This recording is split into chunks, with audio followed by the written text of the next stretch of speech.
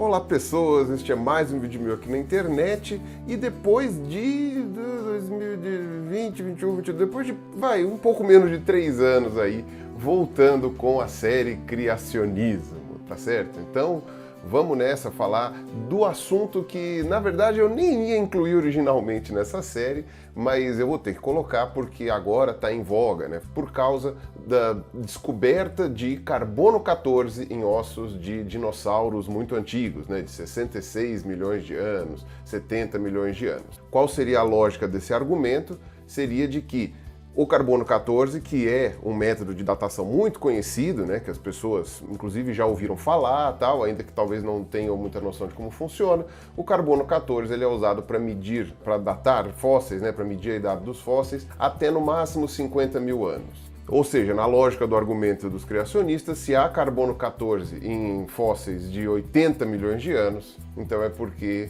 esses fósseis são recentes e não antigos. Mas a questão é, quem disse que não pode haver carbono 14 em fósseis de 80 milhões de anos? Da onde eles tiraram isso?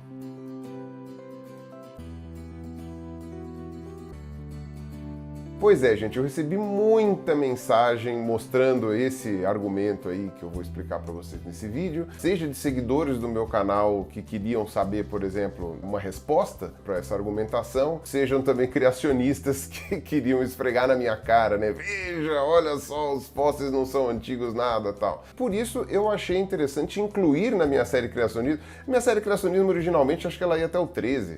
Se não me engano, faltam 2, mas não é, esse argumento aqui não estava incluso, então agora iria até o 14. Mas com o passar do tempo acabou ficando um pouquinho sem sentido terminar essa série, né? Tanto que o último vídeo que eu fiz foi em 2019, finzinho de 2019, inclusive estava lá na França, que eu falei sobre a explosão cambriana, né? Que é um argumento bem ruim, inclusive, que os criacionistas usam.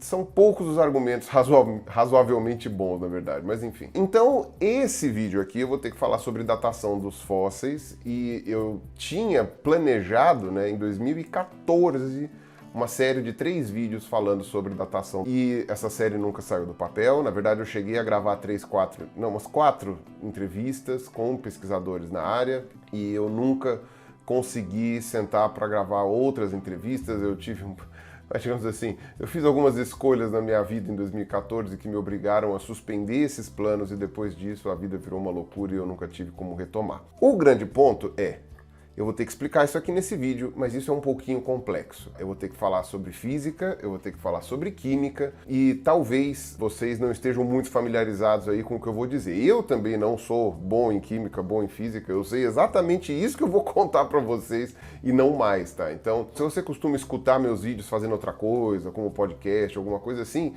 esse vídeo aqui é possível que, a menos que você trabalhe na área, você não vai entender muita coisa do que eu vou dizer, a menos que você pare para prestar atenção nele, tá? E eu vou, obviamente, tentar simplificar ao máximo, até também para o vídeo não ficar gigantesco, porque afinal de contas o importante aqui é a argumentação. Mas é que, infelizmente, eu preciso dar esse background aí, eu preciso explicar para vocês minimamente como funciona a datação, que é para vocês entenderem por que esse argumento dos criacionistas está errado. Então, vamos lá. Primeira coisa que eu tenho que explicar para vocês é o que é radiação.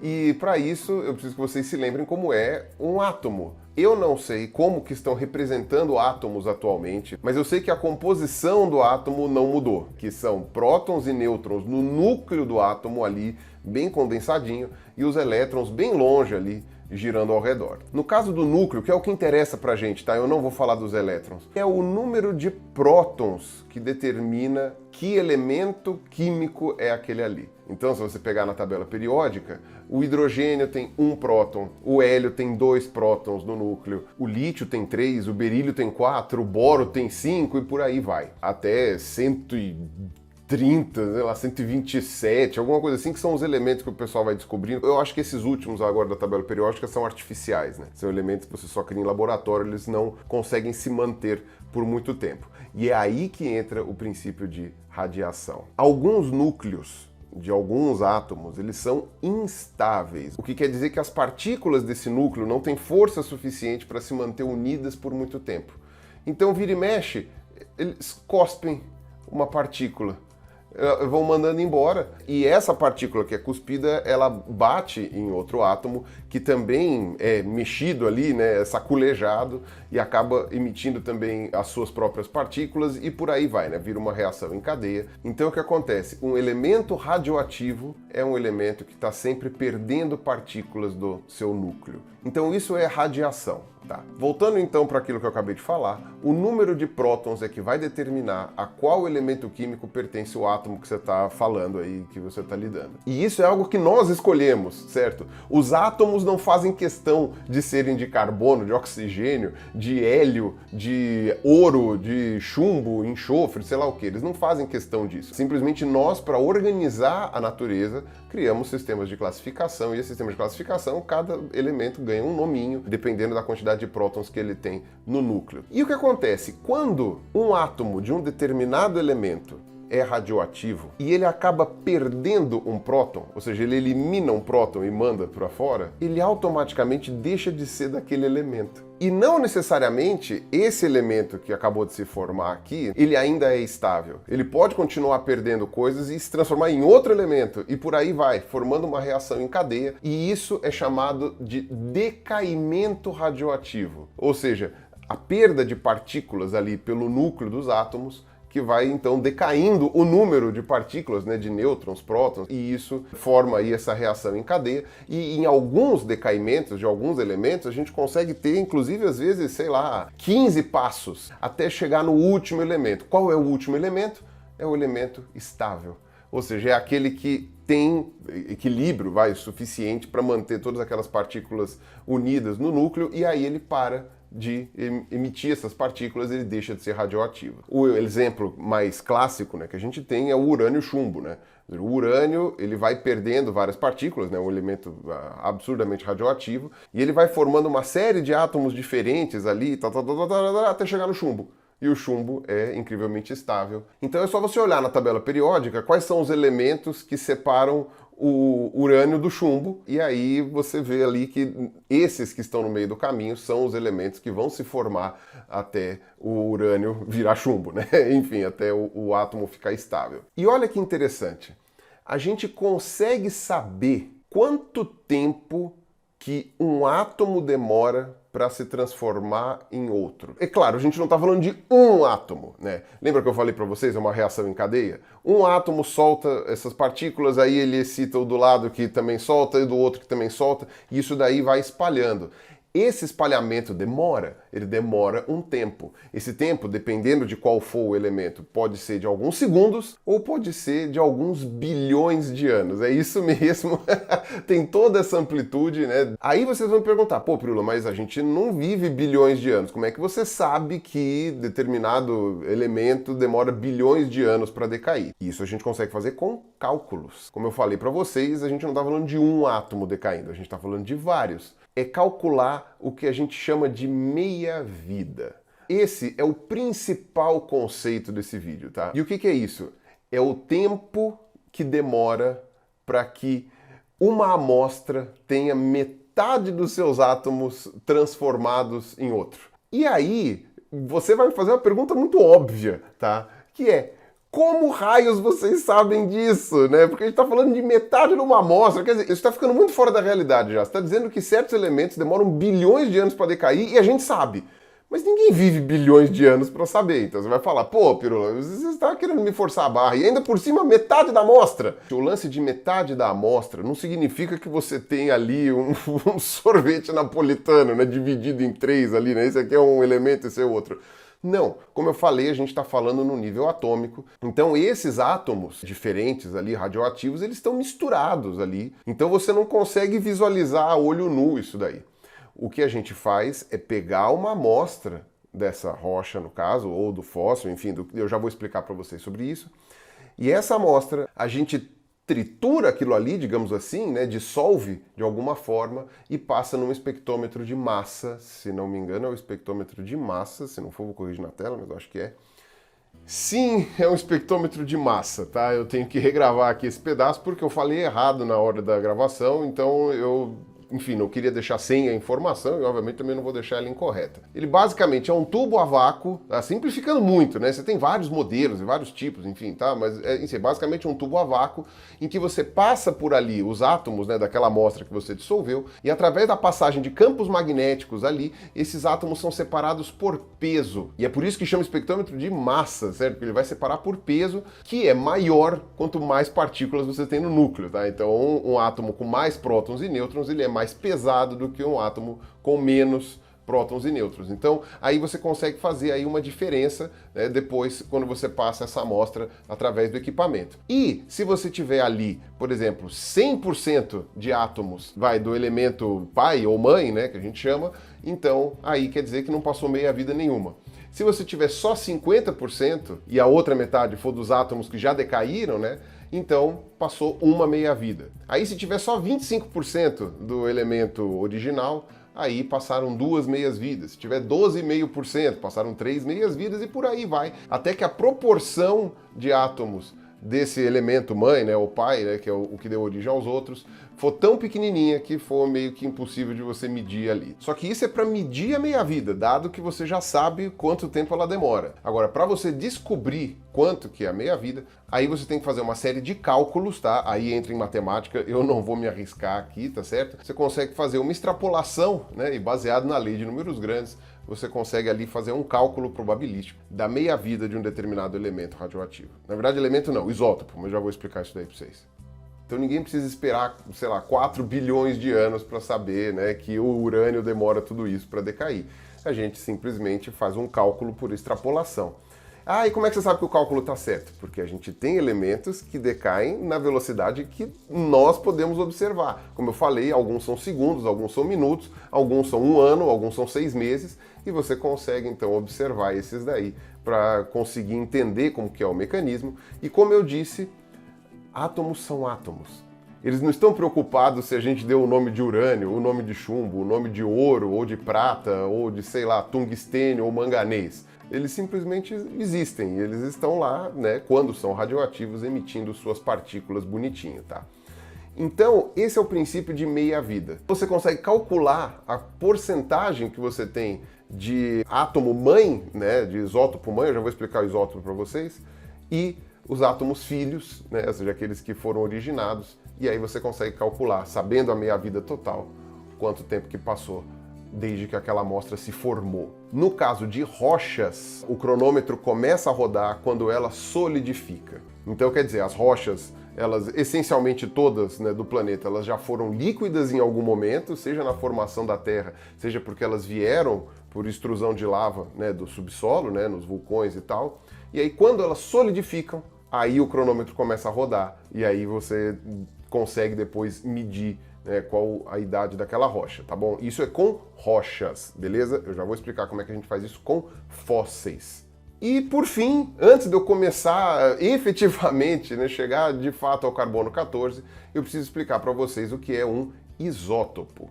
Isótopos são átomos que são do mesmo elemento, ou seja, têm a mesma quantidade de prótons, só que variam no número de nêutrons. Um átomo em equilíbrio, geralmente, né, o átomo que está em equilíbrio, ele tem a mesma quantidade de prótons e nêutrons. Então, sei lá, o hidrogênio estável, ele tem 1 próton e 1 nêutron. O hélio estável tem 2 prótons, 2 nêutrons. Só que, eventualmente, você tem alguns átomos com uma quantidade maior de nêutrons. Geralmente, esse átomo acaba ficando o que a gente chama de instável e, dependendo da situação, ele pode expelir esses nêutrons para fora para tentar se estabilizar. Alguns que já tem núcleos particularmente grandes, né, quando você começa a ver aí esses elementos do final da tabela periódica, que tem, sei lá, 90 prótons, 100 prótons no núcleo, coloca nêutrons, né, então você tem ali, sei lá, 180 partículas formando o núcleo, eventualmente, mesmo que você tenha o mesmo número de prótons e nêutrons, eles acabam não se aguentando muito bem.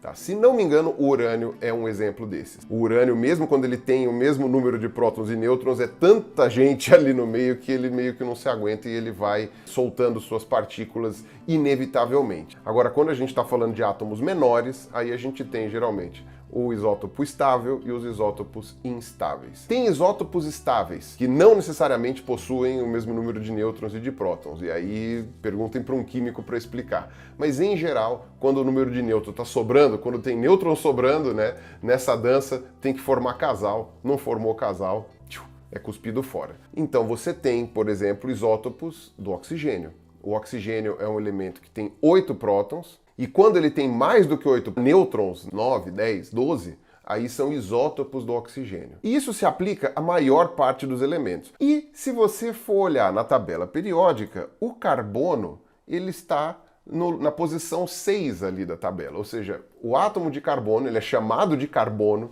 quando ele possui 6 prótons no seu núcleo. E aí você pode partir do pressuposto que ele também vai ter 6 nêutrons no seu núcleo também, para ser estável, e aí você tem ali um número de massa de 12, né? 6 prótons, 6 nêutrons. O carbono 14 é o carbono que possui no seu núcleo 2 nêutrons a mais. Ou seja, o número de massa dele deixa de ser 12 para ser 14. E, como ele é um isótopo instável, o que ele quer desesperadamente? Ele quer se livrar daqueles 2 nêutrons a mais que ele tem. E é por isso que o carbono 14 pode ser utilizado para datação. Então, agora eu vou explicar sobre o carbono 14. O carbono 14 é formado o tempo inteiro no nosso planeta, na atmosfera especificamente. Se vocês se lembram de um vídeo muito recente aqui no meu canal falando sobre o oxigênio, vocês se lembram que eu disse que a maior parte da nossa atmosfera é composta por nitrogênio. O oxigênio é só 21% da composição da atmosfera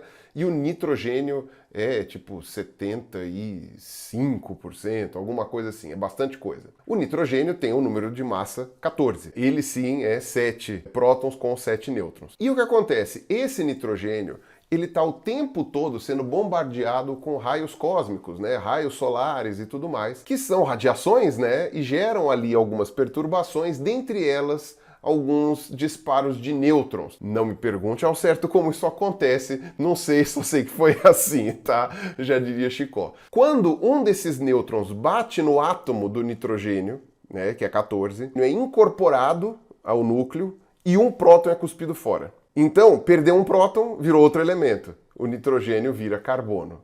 Mas ele continua com o número de massa de 14 porque aquele nêutron, né, safado que foi lá e bombardeou, ele entra no núcleo e cospe o próton fora. Então o nitrogênio 14 vira carbono 14. Depois que o átomo de carbono 14 se forma, ele acaba demorando um tempo para liberar esses nêutrons extra que ele tem, no caso 2, eventualmente ele acaba até recuperando um próton e um nêutron ali, junto também com outros processos que eu não sei explicar, e ele volta a ser o nitrogênio normal.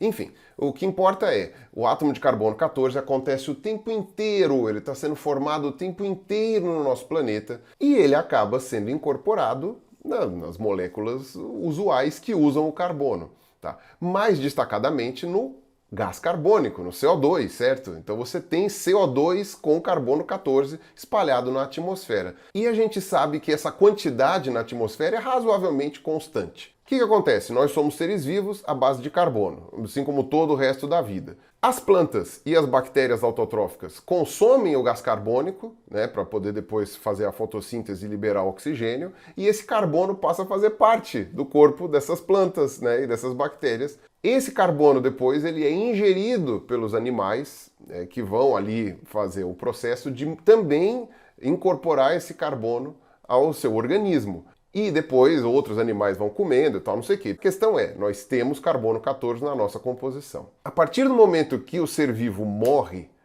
e aí ele passa a ser o ser morto, eu fiz essa piada no outro vídeo, estou repetindo aqui. Ele para de ingerir o carbono 14. E a partir daquele momento, ele só perde. Porque como é um isótopo instável, ele vai liberando ali as partículas e vai deixando de existir. Então você tem um ponto ali que zera o cronômetro. Mais ou menos como quando a rocha solidifica, né, que eu estava falando para vocês ali, a lava endurece e a partir daquele momento os elementos radioativos começam a decair. Então a gente tem a nossa amostra que a gente sabe quanto teria originalmente, porque a gente sabe a proporção de carbono 14 na atmosfera, e como a gente sabe a meia-vida do carbono 14, ou seja, quanto tempo demora para que numa determinada amostra metade dos átomos sejam do isótopo pai, né, no caso o carbono 14, e do isótopo filho, quanto tempo demora para essa metade acontecer, e aí a gente pode fazer um cálculo de quando aquele indivíduo morreu, que foi quando zerou o cronômetro.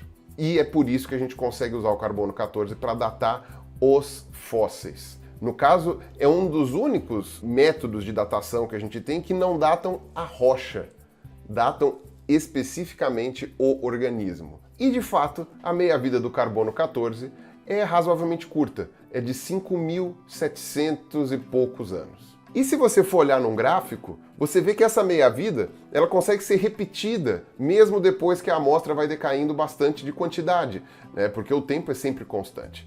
Só que, obviamente, em determinado ponto, você vai ter uma amostragem muito pequenininha de carbono 14 a ponto de que você já não vai conseguir mais medir nada, né? Você vai passar aquilo ali no aparelho e ele não vai conseguir ter uma noção correta lá de quantos átomos teria para você poder tirar uma precisão ali da idade. Geralmente, você não consegue mais fazer uma medição de carbono 14 para mais do que 50 mil anos. Mas com fósseis mais jovens do que isso, aí você consegue. Dá aí acho que 9 meias-vidas, 8, sei lá, eu não sei. Dividam aí 50 mil por 5.700 e aí vocês vão ver ali quanto que dá, tá bom?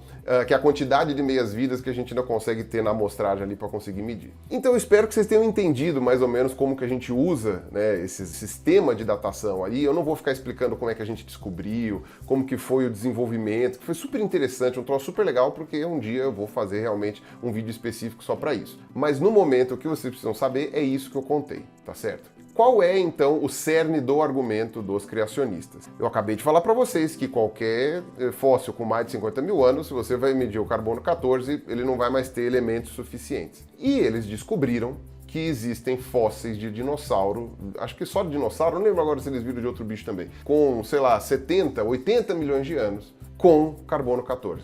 Eles conseguiram fazer uma avaliação ali, uma análise, e descobriram átomos de carbono 14 nesses fósseis. E aí a lógica deles, né, é de que o método é válido, né, eles não questionam o funcionamento do carbono 14, o que aliás seria muito estranho, porque a gente usa o carbono 14 para datar vestígios arqueológicos, inclusive é por isso que a gente sabe que está certo, porque o teste de hipótese que a gente fez com o carbono 14 é fazer a datação num determinado elemento que possui registros paralelos da idade. Então, por exemplo, sei lá, uma tumba de um faraó, o sarcófago é feito de madeira, você vai lá e data o carbono 14 do sarcófago. Mas você também tem a documentação dizendo a idade dele.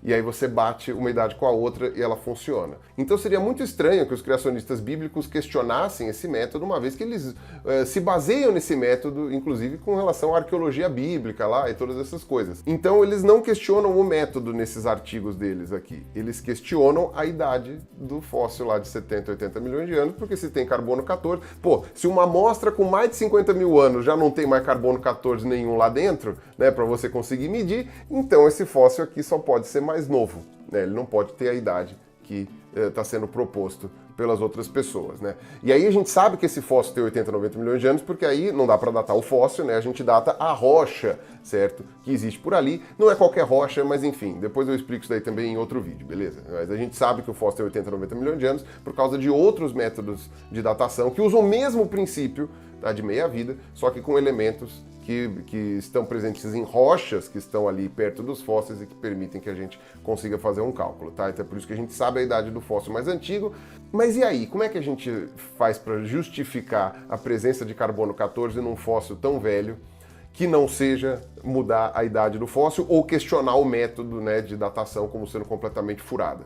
Fazendo um questionamento, que foi o que eu fiz no começo do vídeo. Quem disse que não pode ter átomo de carbono 14 num fóssil mais antigo? Na verdade, quem disse que não pode ter átomo de carbono 14 em qualquer lugar do planeta?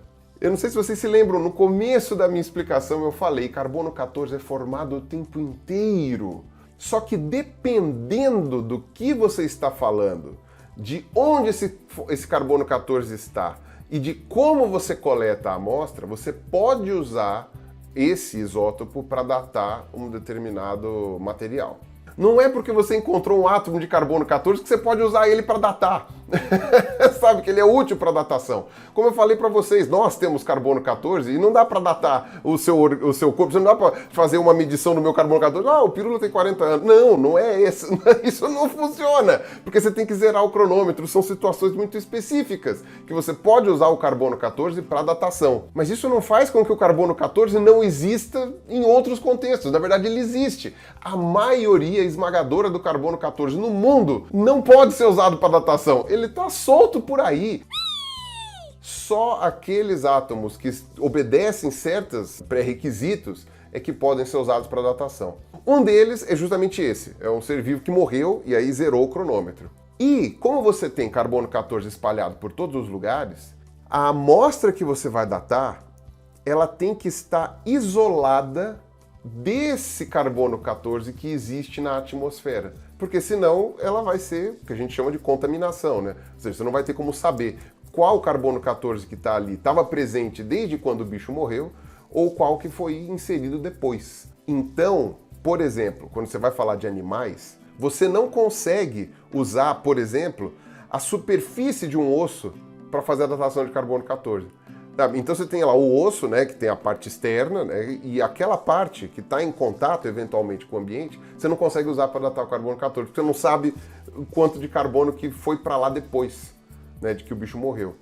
Agora, dentro do osso, você tem ali uma série de partes, eu não vou ficar descrevendo a anatomia do osso aqui, porque demoraria muito tempo, mas você tem partes ali, particularmente aquelas que são formadas por colágeno. O colágeno possui algumas propriedades muito particulares, tanto nos seres ainda vivos, né, quanto depois de passar por um processo de fossilização. Tá? Que tem até um processo que chama gelatinização do colágeno, umas coisas assim que eu não vou explicar aqui porque é super complicado e é desnecessário para entender. O fato é, o carbono 14 armazenado dentro do colágeno é mais confiável para você fazer o cálculo de meia-vida do que o que está por fora, né, que está em outras partes do osso. Se não me engano, dentes também são bastante confiáveis. Então, quando você encontra um dente fóssil, se você cortar ele ali, você consegue tirar, acho que, uma quantidade de carbono 14 que é confiável. Mas, enfim, falando do colágeno, mesmo que você tenha carbono 14 que tenha sido agregado à superfície do colágeno depois, né, de que o bicho morreu, você tem uns métodos que eles chamam de pré-tratamento, né, em que você consegue remover o carbono 14 que se acumulou por cima ali durante as etapas desde que o bicho morreu até hoje, e aí você fica só com o carbono 14 que estava acumulado até o dia que o bicho morreu e depois foi só se perdendo. Então aí você consegue fazer uma datação mais confiável, tá? Outras partes, até onde eu sei, são péssimas para fazer datação para o carbono 14 e não dá nenhum resultado confiável ali, então não dá para fazer. Quando a gente está falando de plantas, eu sei que o pessoal data carvão muito bem, porque o processo de carbonização ele zera o cronômetro e impede ou dificulta muito a contaminação. O carvão, eu sei que ele é ótimo para fazer datação. Então, quando o pessoal encontra, sei lá, no caso da antropologia, sei lá, uma fogueira com carvão ali que os nossos ancestrais usaram, tal, não sei o que, é ótimo, porque aí você pega o carvão e você consegue datar, né? E você data muito bem, aparentemente. Então, o que acontece? Eu ainda vou explicar um pouco mais, mas só até esse momento aqui, vocês já conseguem entender aonde está o furo dessa argumentação dos criacionistas, tá? A presença de carbono 14 nas coisas não é um indicativo da idade delas, tá? É só um indicativo de que essas coisas estão no planeta Terra, tá? Em contato com a atmosfera, ponto, tá? Ou seja, você encontrar carbono 14 em outras proporções, em outros lugares, você não vai usar ele para datar, só em situações muito específicas. Então, eu poderia parar o vídeo por aqui. Não precisaria mais falar muito mais coisa, porque já dá para mostrar ali uma falha, né, nessa argumentação. É plenamente possível que um fóssil de 80, 90 milhões de anos tenha carbono 14 ali, só que esse carbono 14 é inútil para fazer uma datação, porque, enfim, ele foi incorporado depois que aquele bicho morreu, é muito depois, né, porque todo o carbono 14 que aquele bicho tinha quando morreu já foi pro saco há muito tempo. Mas eu vou falar um pouquinho mais. Tive que dar um intervalo na gravação aqui, tinha um um helicóptero passando e ficava rodando, assim, ele ia embora e voltava, não conseguia gravar. Até fiquei falando, vamos me buscar aqui, me buscar, não tem nada a ver com isso. Nada a ver com isso. Eu fiz um chazinho aqui pra mim. Então vamos terminar de falar agora aquilo que eu estava contando para vocês, beleza? Então, continuando o que eu estava falando. Bom, o ser vivo, depois que ele morre e ele é soterrado, etc e tal, ele continua entrando em contato com o carbono, né? E, portanto, entre esse carbono todo que ele encontra tem uma porcentagem de carbono 14, ele continua entrando em contato com esse carbono durante o seu processo de fossilização, né, de petrificação e uma série de coisas. São vários processos que eu não vou ficar entrando em detalhes aqui também, até porque eu até já me esqueci, eu estudei isso faz muito tempo, né, mas você tem vários processos, etc. E o que acontece? Você tem um processo chamado de recristalização, com a substituição de determinados minerais. Esse processo, ele envolve, então, a transformação de alguns elementos minerais ali que vão, obviamente, né, é contínuo, né, esse processo ele não para assim, tipo, sei lá, num fóssil de 80 milhões de anos, ele ainda está acontecendo o processo de recristalização. E isso faz com que haja troca de átomos, né, de alguns elementos, né, que vão se transformando ali em moléculas maiores. Quando acontece esse processo, o carbono pode ser incorporado. Eu não vou ficar explicando aqui, até porque eu não lembro, tá, quais são os elementos gerados ali na recristalização, né, as moléculas geradas, mas eu sei que ocorre essa troca, né, entre é um ambiente aberto ainda, né, um sistema aberto, tá, o fóssil enquanto ele está se recristalizando. Óbvio que para isso ele precisa estar em contato com outras coisas, né? Então a própria rocha em que ele está inserido não necessariamente vai facilitar, mas o processo não para, o processo é contínuo. E o fóssil, ele não é encontrado porque a gente, quer dizer, às vezes é, né? Porque você faz um buracão lá e acha lá embaixo. Ele geralmente ele é encontrado quando ele está sendo exposto. Ou porque ele está no solo, e aí o solo sendo já uma área mais porosa, tal, com contato com a atmosfera, já ocorre ali então a troca com mais gás carbônico, com mais carbono 14 para a superfície ali, como também você tem o ar mesmo, né? Às vezes você tem um pedaço de osso exposto ali, aquilo ali está fazendo trocas. O processo de pré-tratamento, que é feito para tirar essa contaminação de carbono 14, ele é muito bom para remover o carbono que está, por exemplo, nas fissuras, nas quebras, né, ali, né, nessas coisas assim, envolvendo ali o colágeno e tudo mais. Mas ele não consegue remover o carbono que é capturado no processo de recristalização. E ele é constante, ou seja, não dá para saber se aquele carbono foi incorporado, sei lá, há 2 anos atrás ou se ele foi incorporado muito antes. Com certeza ele não tem 80 milhões de anos. Então, esse processo acaba fazendo com que apareça, às vezes no interior de um fóssil de 80 milhões de anos, de 90 milhões de anos, o carbono 14, que é novo, só que ele foi incorporado ao fóssil depois, por um processo subsequente, porque ele está em tudo, né? O carbono 14 está em todos os lugares ali em que haja algum contato com a atmosfera ou com a água. Tem um outro fator também que é muito interessante. Vários fósseis são encontrados em sedimentos que possuem urânio. Isso é um troço complicado. Claro que não a uma quantidade ou a uma proporção capaz de gerar algum malefício a quem está lá manuseando o fóssil. Mas existe uma quantidade X de urânio ali em várias formações de fossilíferas, não em todas. E um dos elementos gerados pelo decaimento do urânio, ora, é o carbono 14. Ok? Como o urânio tem uma meia-vida de bilhões de anos, e isso então pode ser produzido durante todo o período de existência do fóssil. 80 milhões de anos, sempre vai ter um pouquinho de carbono 14 ali, porque o urânio está decaindo ali dentro. No caso, esse tipo de contaminação não vai acontecer em rochas em que não ocorre o urânio.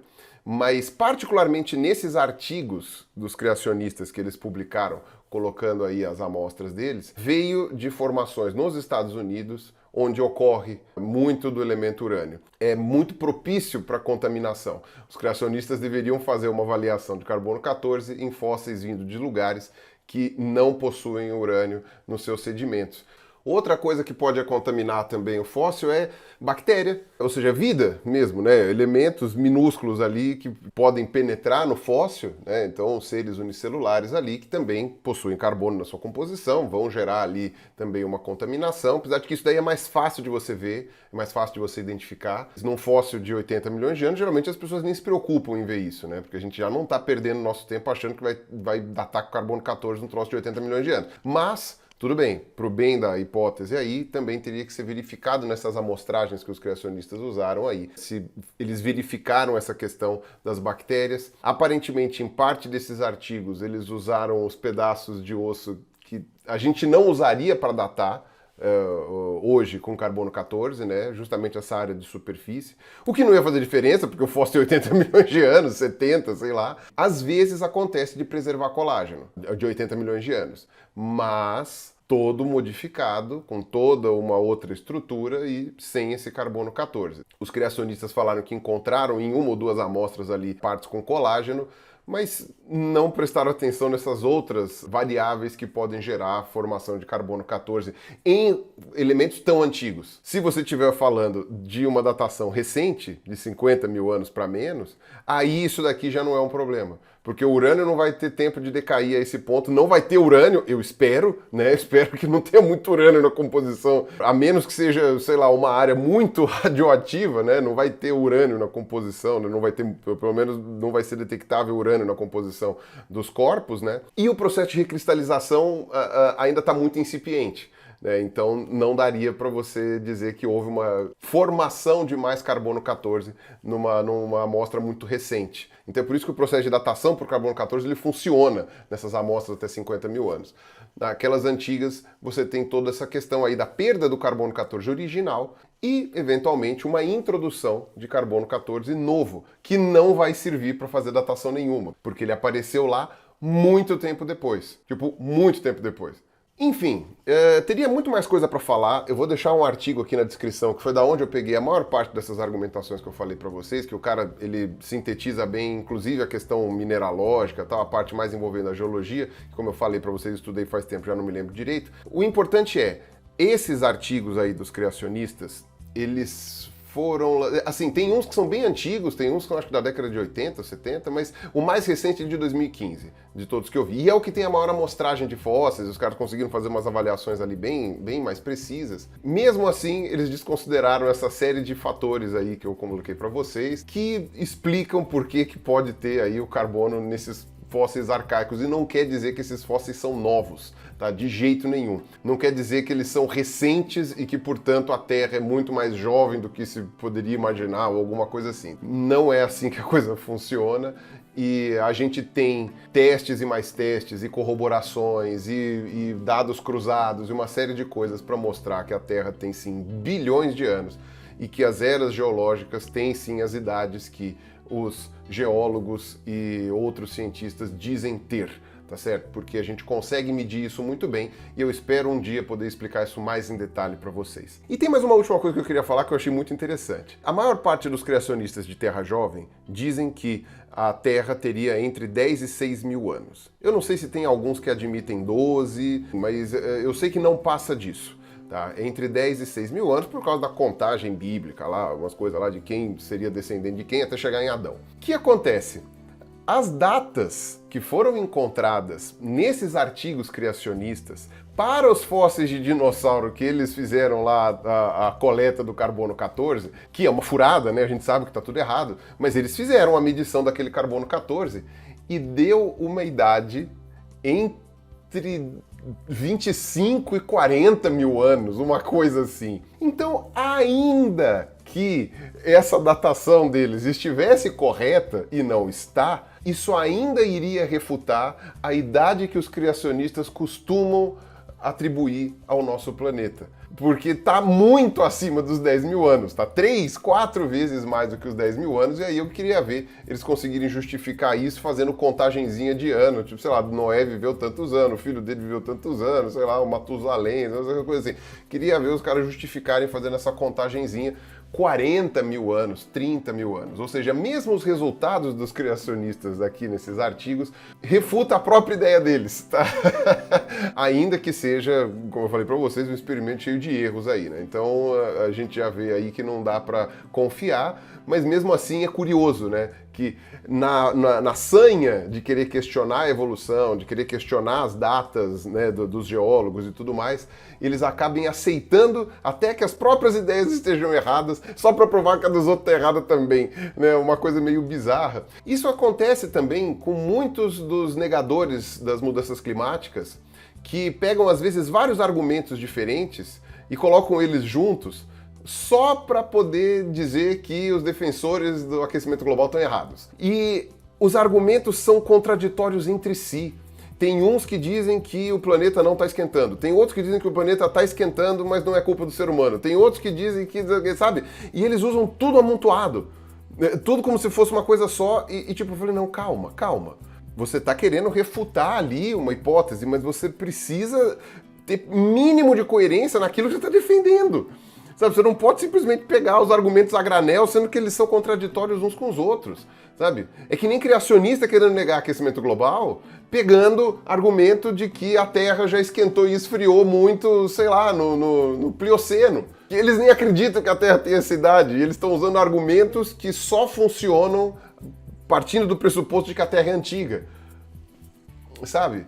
Então, isso eu achei muito emblemático vendo esses artigos aqui desses caras, tá? Vou deixar tudo linkado aqui na descrição, tá bom? Então eu espero que eu tenha conseguido deixar claro, minimamente, né, que não tenha sido tão confuso. Esse é um tópico um pouco mais complexo, é um tópico que eu queria fazer um pouco mais de detalhe, um pouco mais de riqueza, tá? O Pedro Loss tinha feito um vídeo muito bom sobre a datação de carbono 14, inclusive eu participei desse vídeo, ele tinha pedido para eu gravar um pedaço, e eu vou deixar aqui na descrição também esse vídeo para vocês conferirem lá, talvez a explicação dele esteja menos confusa que a minha, ou ele tenha tido recursos ali para fazer uma animação melhor, ou alguma coisa um pouco mais visual, tá certo? Beleza, então é isso, não existem evidências de falhas nos métodos de datação que a gente usa hoje, tá certo? Fósseis muito antigos, de milhões de anos, podem ter carbono 14, mas ele veio depois, ele não surgiu naquela época, e a gente não usa o carbono 14 para datar fósseis dessa idade. A gente usa métodos que datam as rochas e não o fóssil. E por outro lado, o método de carbono 14 é extremamente confiável para datar elementos de até 50 mil anos de antiguidade, no máximo, e ele data o próprio material fóssil, particularmente o colágeno, e eu acho que dente também, só que você tem que estabelecer um protocolo muito rígido para evitar contaminação, senão essa datação dá errado. Então é isso, sei lá quando vai vir outro vídeo da série Criacionismo, mas esse aqui eu fico por aqui. Um abraço para vocês, falou!